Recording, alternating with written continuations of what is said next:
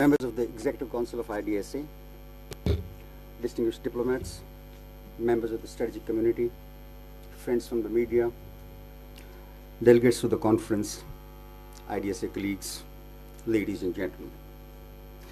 It gives me great pleasure to welcome you all to the 8th South Asia Dialogue being organized by IDSA on the theme of role of media in promoting regional understanding in South Asia.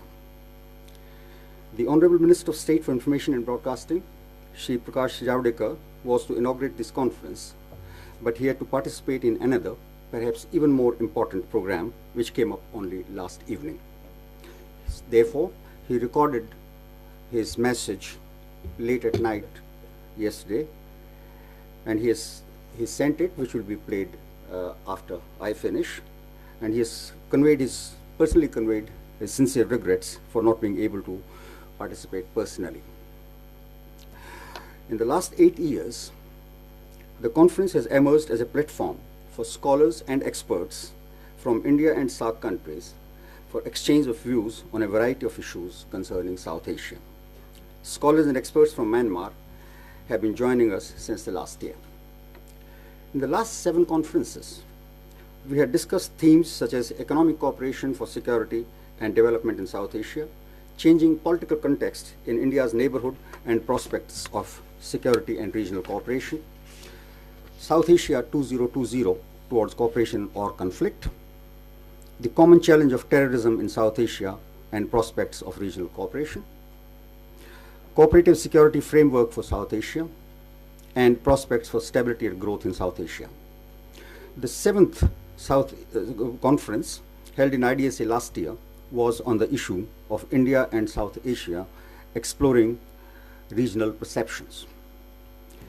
It had discussed the importance of the media in shaping perceptions, which can foster a more cooperative image of the neighborhood. We take this idea forward through the 8th South Asia Dialogue and deliberate on how the neighborhood as a whole could make media a force multiplier for improving regional cooperation. This dialogue is informed by the assumption that media plays a significant role in South Asian politics and in shaping perceptions.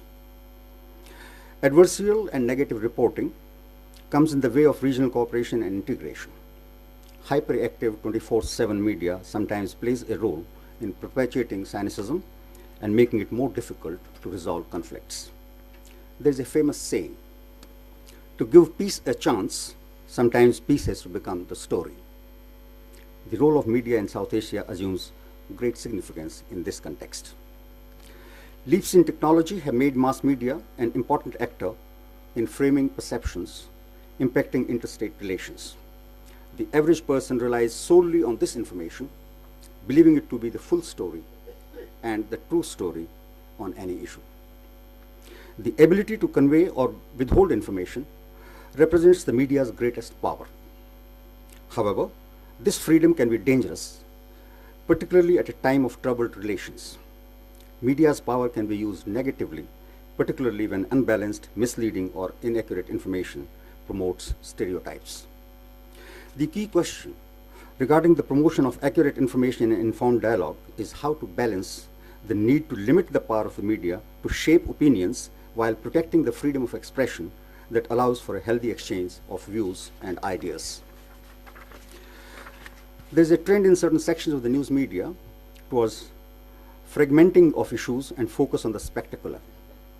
In some sections of the media, particularly the broadcast media, the intense competition and the pressure to constantly produce breaking news results in a construction of events as spectacle, lacking in any analysis or background information, and failing to grapple with complexity and raising several ethical questions.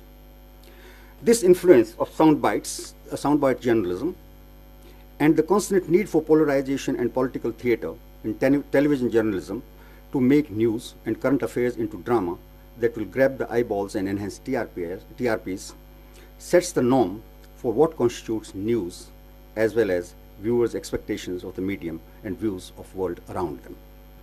The media shows a tendency to stick to simplistic categorizations based on common sense and a black and white interpretation of events, leaving out the shades of gray and the complexities in the process. The representation of conflict as a struggle between good and evil is found across South Asia, particularly when reporting events from zones of conflict. The danger of simplistic narratives and other stereotype views is that when promulgated through the media, they can become the dominant prism through which people perceive the other country. The news media in particular should work to provide a more accurate depiction of the neighborhood. There's a need to strengthen ongoing efforts towards developing a more layered representation of both cases of cooperation and conflict in South Asia.